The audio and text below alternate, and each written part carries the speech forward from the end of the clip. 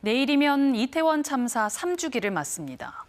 당시 구조에 투입됐던 소방대원과 경찰관들은 여전히 트라우마를 겪고 있는데요. 특히 시간이 지날수록 기억이 선명해지는 지연성 PTSD가 발현될 경우 더 위험할 수 있다는 우려가 나옵니다. 최혜림 기자가 취재했습니다. 3년 전 그날 이태원 참사 현장에 출동했던 구급대원 김종수 씨. 아직도 머릿속을 떠나지 않는 장면이 있습니다. 임시 안치를 공가했는데 거기서 나오지를 못하는 거예요. 그걸 강제로 나오게 할 수도 없는 거고. 같은 곳에서 심폐소생술을 했던 정준경이도 그날의 사이렌이 잊히지 않습니다. 소리는 거기 안 가도 이렇게 환청처럼 이렇게 들려올 때도 많습니다. 이런 기억은 시간이 지날수록 선명해졌습니다.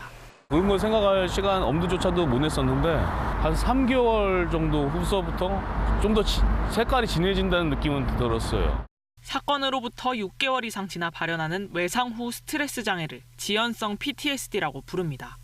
사건 직후에 우울감 등 증상이 나타나는 일반적인 PTSD와 달리 언제 증상이 나타날지 모르기 때문에 대처가 더 어렵습니다. 한참 시간이 더 나타나니까 PTSD라고 생각을 안 하고 있는 환자분들이 그렇게 연결을 못 짓고 놓칠 수가 있다는 거지. 소방청과 경찰청은 참사 직후 1차 심리 상담을 지원하고 지속적인 상담도 권고하고 있지만 현장에서는 쉽게 응하기 어렵다고 토로합니다. 시간적 여유나 그리고 인력이 이렇게 충분한 건 아니거든요. 제가 오늘 하루 일했어도 내일 또 근무를 들어갈 수도 있는 거고. 최근 참사 현장에 투입됐던 소방관 2명이 잇따라 목숨을 끊은 이후 소방청은 참사 이후 3년 만에 2차 심리상담 지원을 시작했습니다. KBS 뉴스 최혜림입니다.